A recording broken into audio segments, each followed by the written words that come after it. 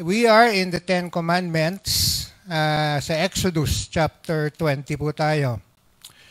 Tulad ho ng Lord's Prayer, you know the Lord's Prayer, itong Ten Commandments po, karamihan for us, it's so well known. And because it's so well known, we have become familiar with what it says. Okay? Marami sa atin na-memorize na siguro to. So dahil ho doon, we tend to pay little attention to what it means.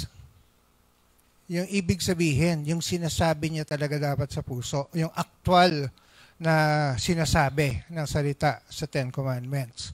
So to start po, I'd just like to quickly give us a few reasons po why we should not neglect the message of the Ten Commandments.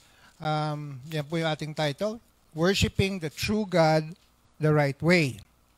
Okay, firstly po, we need to note na if you open your Bibles to Exodus 20 verse 1, sa verse 1 po, kasulat doon, they are the words which God spoke. Words which God spoke. Sinabi niya. Okay? Agree po ba kayo that God is the God of truth? Amen. So, sumusunod ho doon, every word that He speaks is true.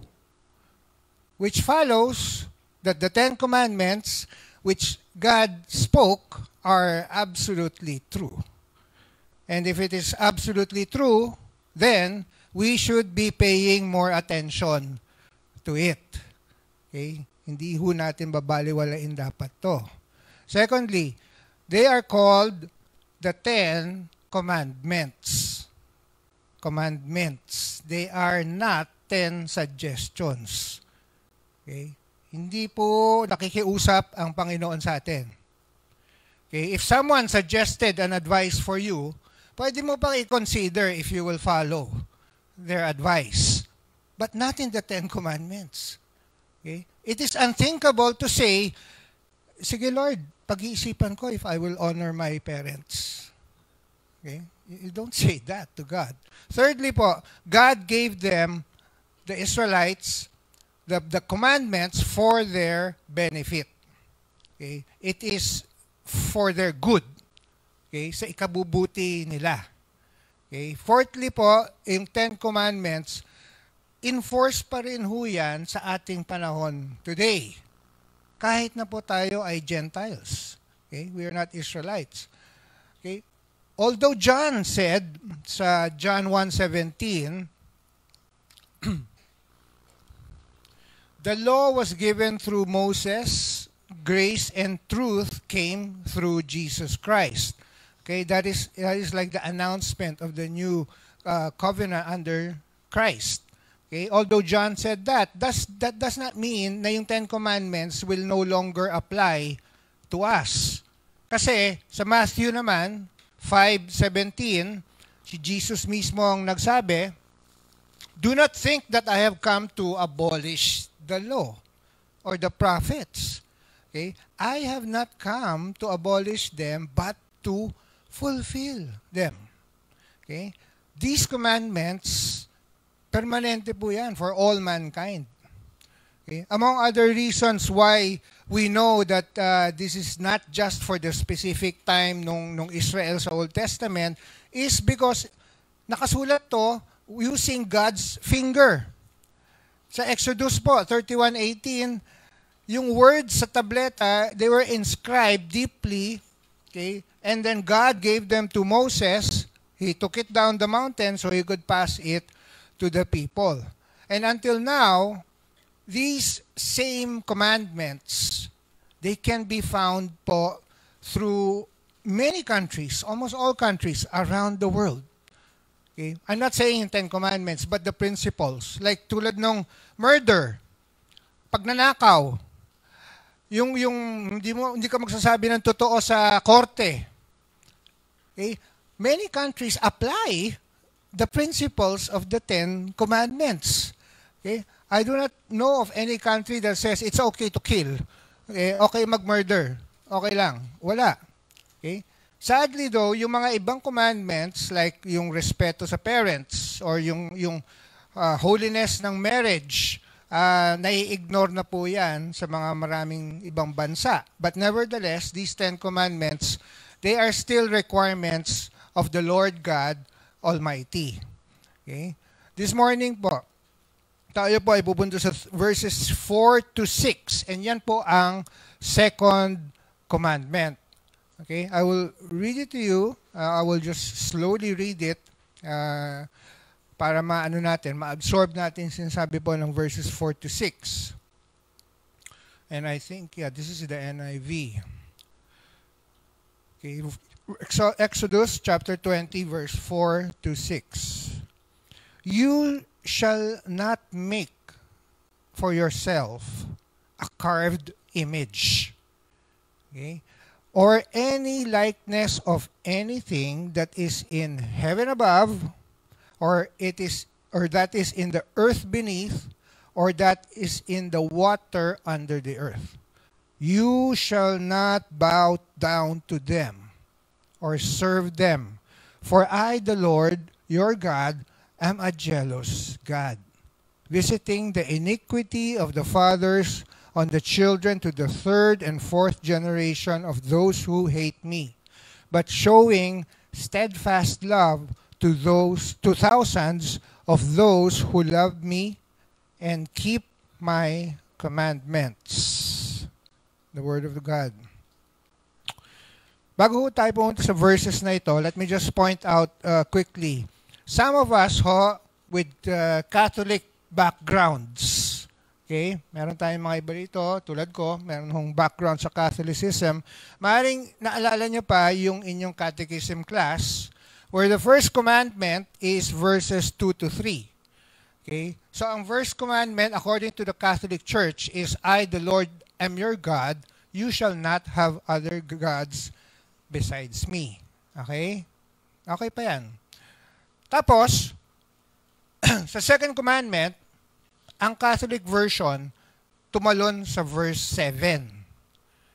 Okay? Yan ang second commandment. You shall not take the name of the Lord your God in vain. That is verse 7. Okay? What happened is, pinagsama na lang daw nila yung verses 4 to 6 dun sa first command. Pero if you notice, dun sa, balik tayo isa ulit. Yan. You notice, there's nothing said about verses 4 to 6 in the Catholic first commandment. It seems na na-disregard ang specific commands and promises of verses 4 to 6. Okay? So, we can thank God for giving us time this morning para ma-discuss natin itong verses 4 to 6. Okay? Ang mga Christians po, they consider verses 4 to 6 as the second commandment. Okay? By the way, since tinanggal nila yung second commandment, pinagsama dun sa verse 1, tapos yung verse 7 ang naging second, ang sa Catholic commandments ngayon, pinaghati nila yung coveting. Yung coveting your wife, coveting the goods. Yun ang pinaghiwalay nila, kaya naging 10 pa rin ang sa Catholic commandments. Pero sa atin verses 4 to 6 is the second commandment. Okay, why? We'll take a look. Why? Kasi may difference. May diferensya May kakaiba. Ang first sa second commands. Having other gods and not making idols are two different regulations.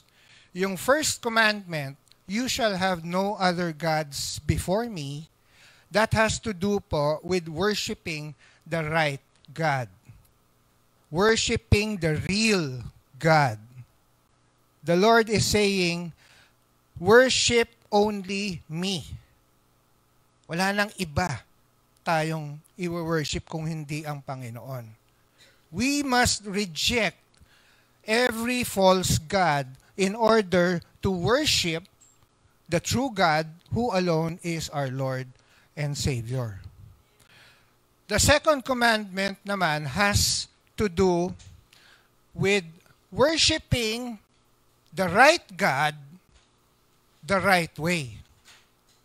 Okay?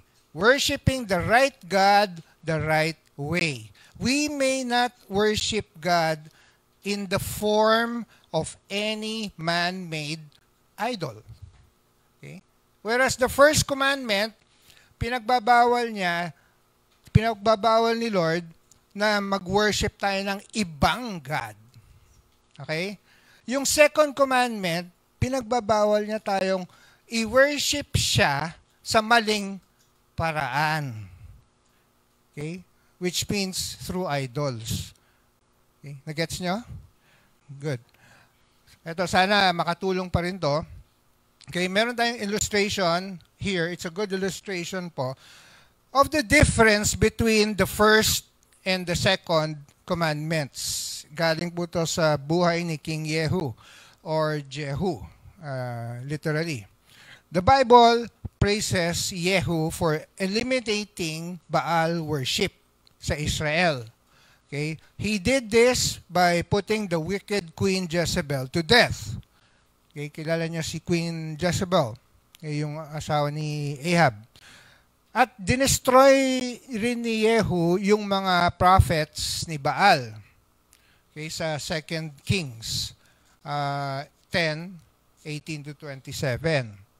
Yung story ng buhay ni Yehu, yung victory niya, it ends with the commendation in 2 Kings 10:28.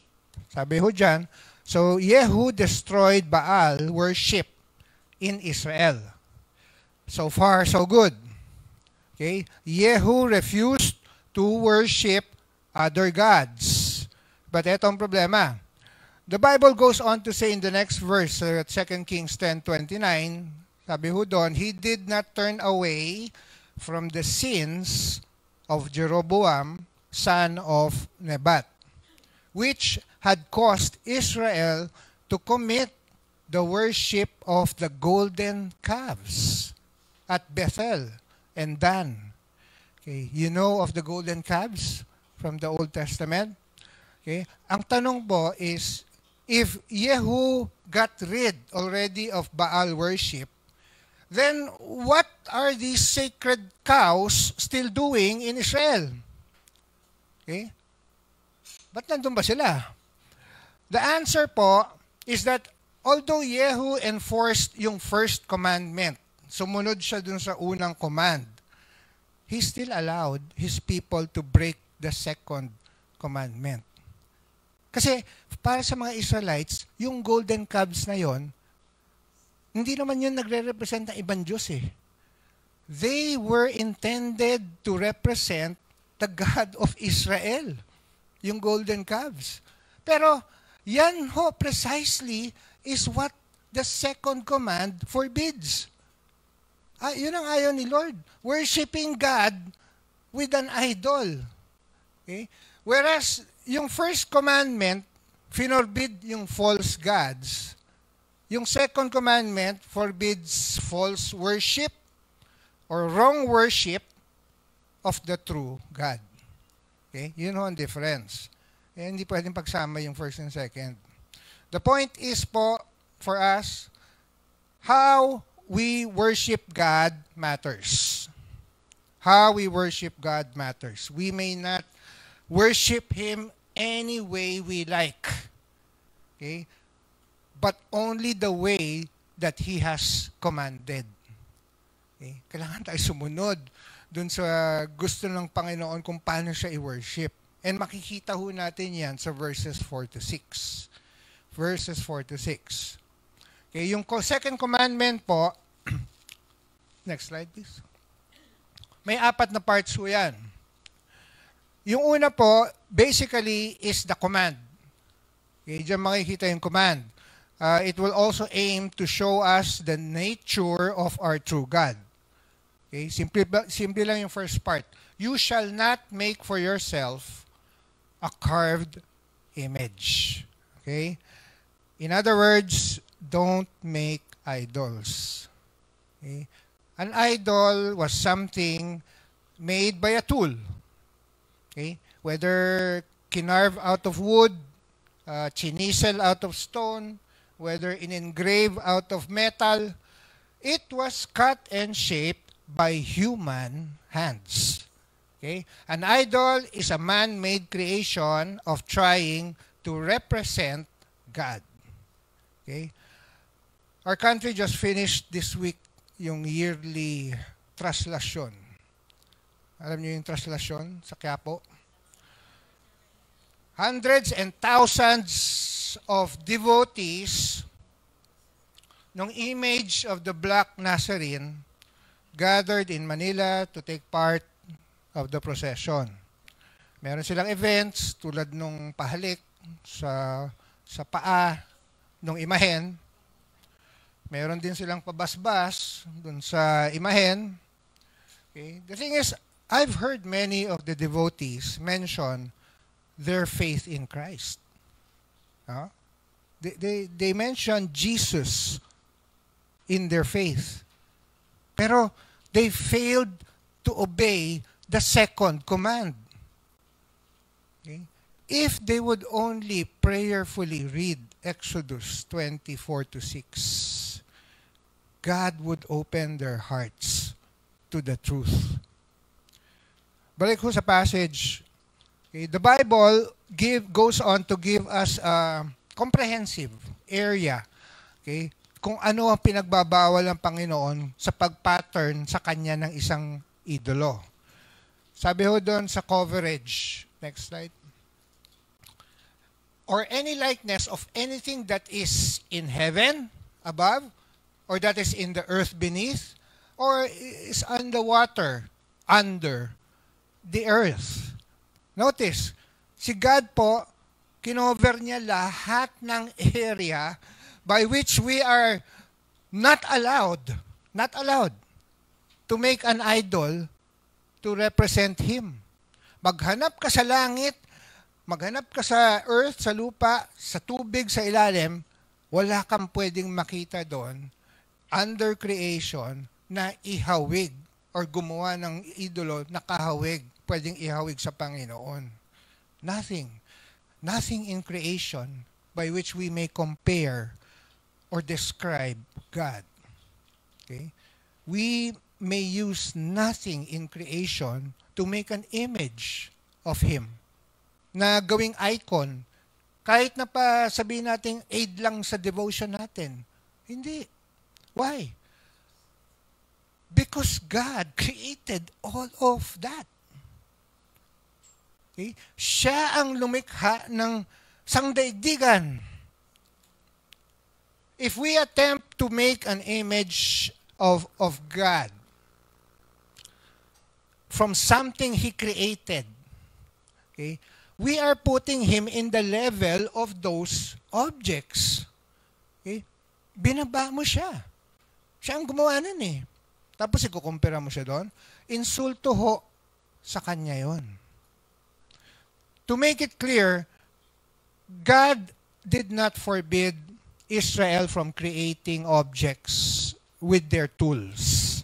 For example, yung artwork sa tabernacle, yung mga objects doon na ginagamit para sa kanilang worship sa templo, hindi pinagbabawal ni God yun. Okay? Nandun nga eh. Siya nga nagsabing gawin yun eh. O kunyari yung mga weapons that they needed to defend themselves, hindi pinagbabawal yun. Kahit gawa ng kamay nila yun. Okay? We have things in our house, man-made things which serve as decoration or furniture. These are not pinagbabawal. What God specifically prohibits are man-made objects that are used as objects of worship of Him. Okay? Objects of worship of Him.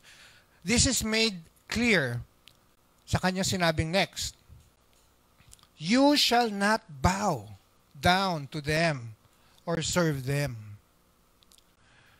Sa New Testament, sa Romans chapter 1, verse 19 pala, sorry.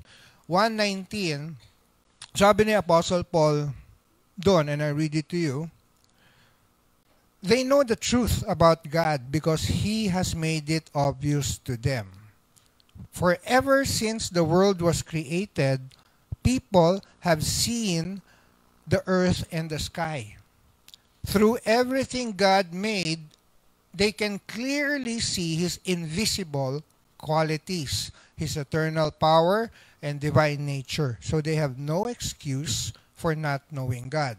And then, eto dinagdag niya yung pinaka-importanting part. Nakasabi na ata dito. Verse 21. Yes, they knew God, but they would not worship Him as God or even give Him thanks. And they began to think up foolish ideas, okay, may mga umaandar na sa imaginasyon nila, of what God was like. As a result, their minds became dark and confused. Next slide. Claiming to be wise, they instead became utter fools. And instead of worshiping the glorious, ever-living God, eto na po, they worshiped idols, made to look like mere people and birds and animals and reptiles. Paul is saying, tayong mga tao, we claim to be wise. We think we know better than the Word of God. But when it comes to the doctrine of God, we should never use our imagination. Okay? We do not make God. He made us. We do not invent Him. He reveals Himself to us. We do not imagine God in whatever way that suits us best. Rather, we bow in holy awe and we conform ourselves to His sovereign will. There's this story po of a businessman who nasa office siya. Office niya is in the 40th floor of a building. 40th. One day, may nakita siya mga crack sa pader ng office niya. Medyo nakaka-alarma yung cracks kasi lumalaki tsaka mahaba na siya. So he called in a structural engineer. Okay? And that engineer came and looked at the cracks on the 40th floor. And ang sunod na ginawa ng engineer, pumunta agad sa elevator, pinanas yung pababang button. So medyo kinakabahan na yung businessman. Bakit ka pinindot mo agad yung pababang button? Eh, ang problema nandito sa 40th floor. Okay? Sabi ng engineer, wala sa 40th floor ang problema. Okay? Nasa basement ang problema. Okay? So, bumaba sila sa basement. Sure enough, dun sa basement, na-discover nila yung janitor, yung janitor gustong gumawa ng bagong garahe sa bahay niya. One by one, every day, okay, binabawasan niya ng hollow block o brick yung basement wall floor nila. Okay? Hanggang buwan na umabot. Okay? So, yun ang nangyari. Tinanggal, daan-daan niya binabawasan yung pundasyon para ipagawa yung bahay niya. And so, sure enough, yung problema was not on the 40th floor. Okay? It was because of the basement. Here's the point. When you remove fundamental building blocks from the foundation, yung buong structure, it will begin to weaken. The whole edifice will be in danger.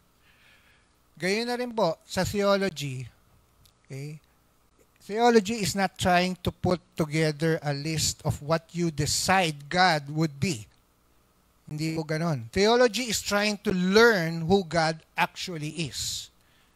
Once you get the doctrine of God wrong, once you neglect the foundation, once you invent God in such a way na to suit your taste or your preference, you will find that the entire structure of your Christian life, yung buong building of biblical truth mo, it will begin to show cracks. Madidistort. Okay? Madudumihan yung Christian life mo in very dangerous ways. That's why it is in utmost importance na we get it right. Okay, what God is saying in His Word. The second part of the commandment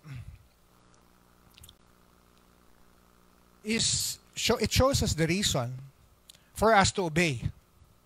Okay, for I, the Lord, your God, am a jealous God. Yan ang reason. Because God is a jealous God.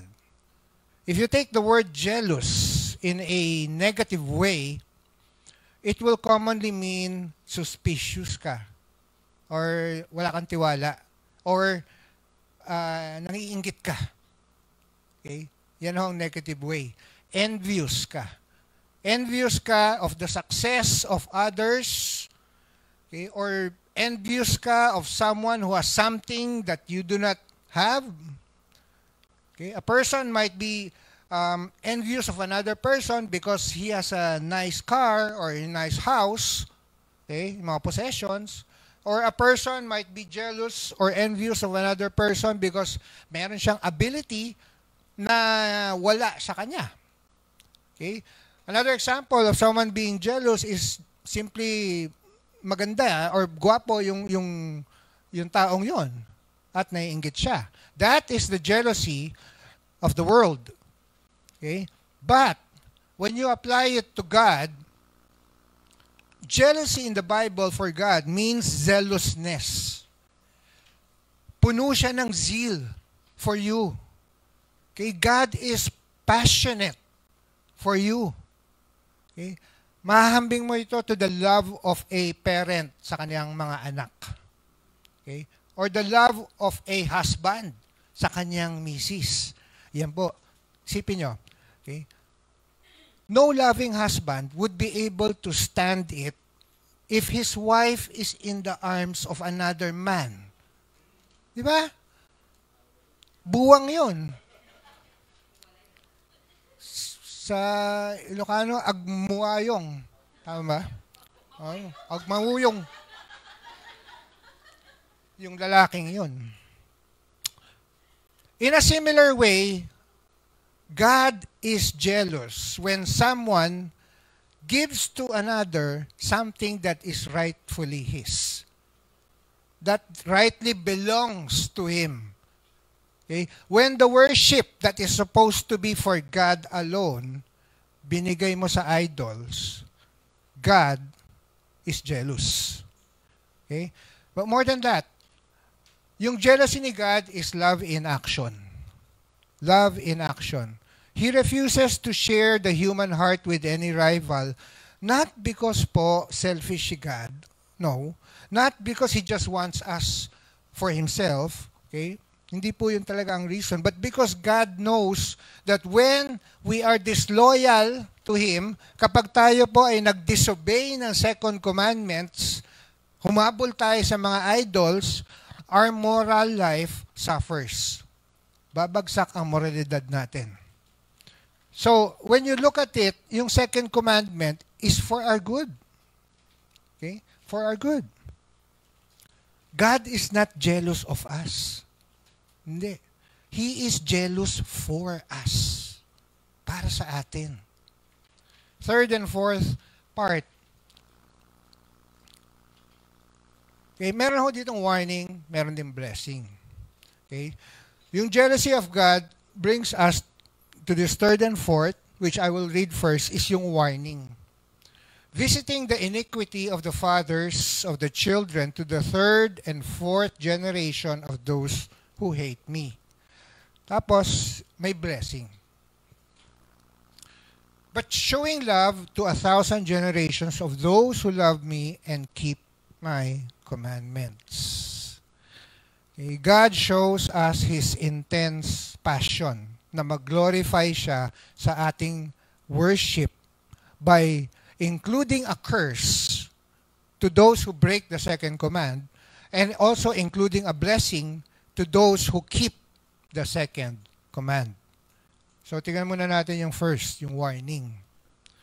Okay, yung word na iniquity, that refers to sin. Ngayon, pag kinuha mo yung context ng ating verse, yung sin na being talked about here is idolatry. Yun ang sin in particular na sinasabi rito. People who worship idols, mukha silang religious eh. Diba? But since God hates idolatry, what the people are actually doing, they're showing hatred for God. Okay? Sinasabi nila, I don't love you, God. Galit ako sa iyo, God. Okay? By worshiping idols. And it is not surprising na God threatens to punish those who do such a hateful thing. What some people wonder dito sa verse na ito is whether itong curse ni God na ito is fair. Okay? You may ask, how can God judge a person for someone else's sin? Nakita nyo doon? Kasi doon sa to the third and fourth generation. Fair ba talaga to punish children for the sins of their fathers? Okay?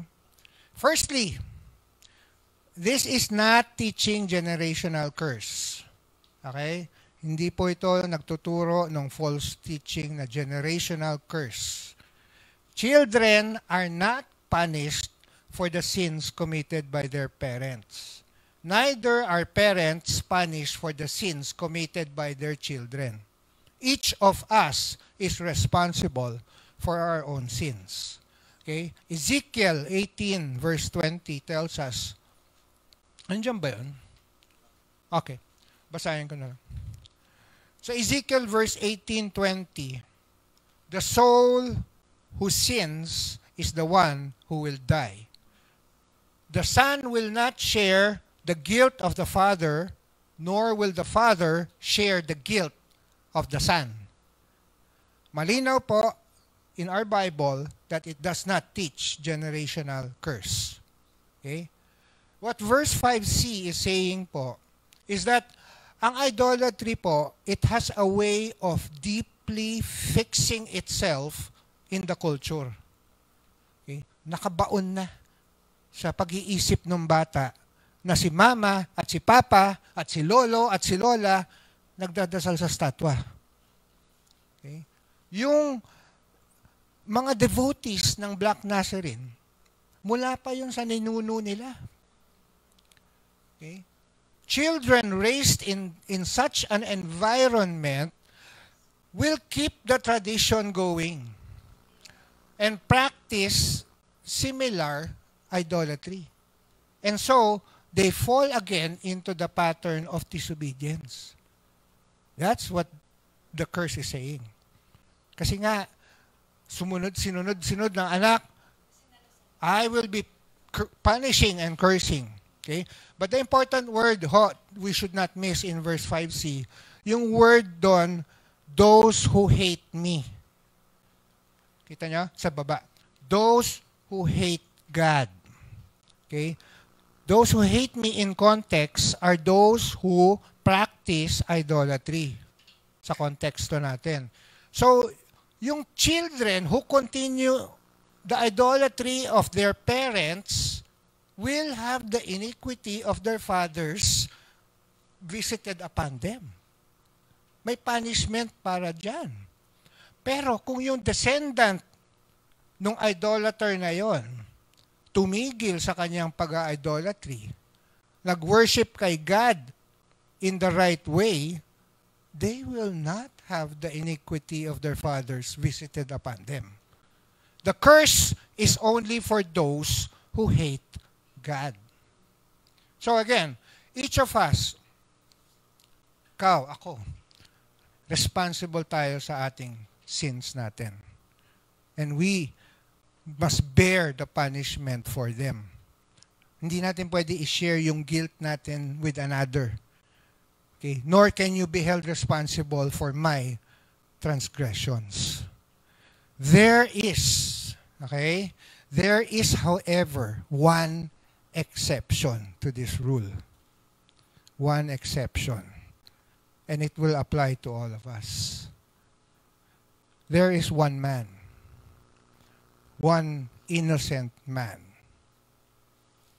Yet innocent siya, he bore the sins of others and paid the penalty for them so that tayong mga sinners maging completely righteous and pure in the sight of God. That man is Jesus Christ. Jesus Christ. Praise the Lord. He came into this world. Pinagpalit niya yung kanyang perfection for our sin. God made him who had no sin to be sin for all of us, so that in him we might become the righteousness of God. 2 Corinthians 5. Si Jesus po was punished for us. Ngayon, after the curse, God also shows a promise. Okay? He also promises to show mercy to those who love him and keep his commandment not to serve idols. Okay? Kita nyo, yung promise, it's more powerful than the curse. Okay? Bakit? Kasi dun sa curse, hanggang 3 or 4 generations lang. Pero yung sa blessing, 1,000 generations. In other words, ang blessing ng Panginoon for those who love him will last forever. Forever. Yan ang promise ng Panginoon going all the way back to Abraham. Sabi niya, I will establish my covenant as an everlasting covenant between me and your descendants after you for the generations to come, to be your God and the God of your descendants after you. All we have to do is respond to the God who loves us by loving him in return. Ang threat ni God sa second commandment, this is very discouraging to someone who may come from the family that does not honor God. But God's blessing, it triumphs over God's curse. Okay, that's the good news. Okay, panalo po yung blessing ni Lord dun sa curse. So, ang ibig sabihin dito, God will often intervene. Papasok po si God sa history ng isang pamilya to turn their idol worship into true worship. Si Heidi nga ba yun? Yung sa offering kanina? Hazel, sorry po. Nangyari na ko kay Hazel. Di ba? Testimony niya. Na yung mother niya or kamag-anak niya, okay, nag-church na. What God did for Abraham, okay, tinatawag niya yung tao to leave his idols and follow him. God can also do that to you, for you, and for your family. So let's have hope in this. Personally lang po, I'm living that experience. Okay? When I was still a kid, I remember po, nakikita ko yung lola ko, always praying the rosary sa kanyang kwarto. My mother naman, devotee ni Mary sa aming village. The image of Mary was very popular in our village. Pinapaikot yon, and it will stay in one house for a few days. Bisita siya doon. Okay? Tapos magnonovena. Okay? Procession siya doon. Yung epekto po of a deep-rooted disobedience was not only in our home, but in our village na rin. And through several generations na rin. You know what? Praise God. Because one day, his gospel message pierced my stony heart. And I got saved. Na-save niya ako.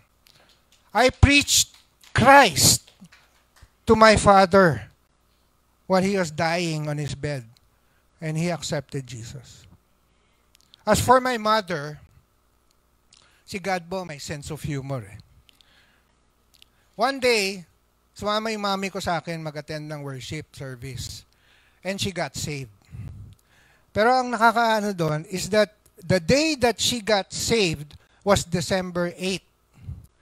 December 8 sa Philippines is the Feast of Mary Immaculate Conception. From time to time, tutuksoyin ko si mama ko. Sabi ko, ma, ang galing talaga ni Lord, no? Sinagip ka niya sa araw pa ng pista nung statwang dinadasalan mo dati. Praise God. He has a sense of humor, our Lord God. When God does this blessing in verse 6, okay, ayan na po, that is a lasting legacy. Yung grasya niya, it will rest on a family from one generation to the next. Although this is not a guarantee automatically, kasi children are free to turn away from God, from their fathers and mothers. Pero promise ito ni God na pwede natin panghawakan by faith. Okay? We close with application po. I'm just guessing lang po dito sa kwartong ito. Most of us dito probably don't have a problem with the second commandment. Maring nagsastruggle pa tayo siguro sa keeping the Sabbath holy. Or baka nagsastruggle tayo dun sa pag-coveting, bearing false witness, pwede pa. Pero not many of us have to struggle with the temptation to make an idol at i-worship ito. Diba? Parang lumagpas na tayo dun eh. Wala naman sa atin siguro dito na may Santo Niño pa sa kwarto, no? Lumapit kayo sa akin mamaya kung meron ba. But while we do not have such idols today, we do have things that we serve and worship. Diba? Things other than the one true God. So, take a look at your life and ask yourself, do you accept, or if you accept God as He is, kung sino talaga siya, or do you try to create God in the image you want Him to have? Yung gusto nyo. For example, tinuturo ng Bible that God is a God of justice. Maaring maging uncomfortable tayo doon with that truth, so i-ignore natin yon, and then yung biblical teaching na nag-emphasize ng love of God, yun ang i-emphasize natin. Okay? But God is who God is. We do not create God. The very name of God is I am. Okay? In ancient Hebrew, ang verb tense ng I am, all time yan. Past, present, future. So yung pangalan ni Lord, actually, it can be rendered, I am who I am. Okay? I have always been who I am, and I will always be who I am. Here's something po, before we close in prayer, iwan ko sa inyo to for discussion if you have a fellowship later. Sa church natin, we have a cross. Diba? What we don't have is a crucifix. A cross is different from a crucifix. A crucifix is a cross with a supposed figure of Jesus crucified in it. Now, why do you think wala tayong crucifix? Okay, that would be a good open discussion po for your groups later.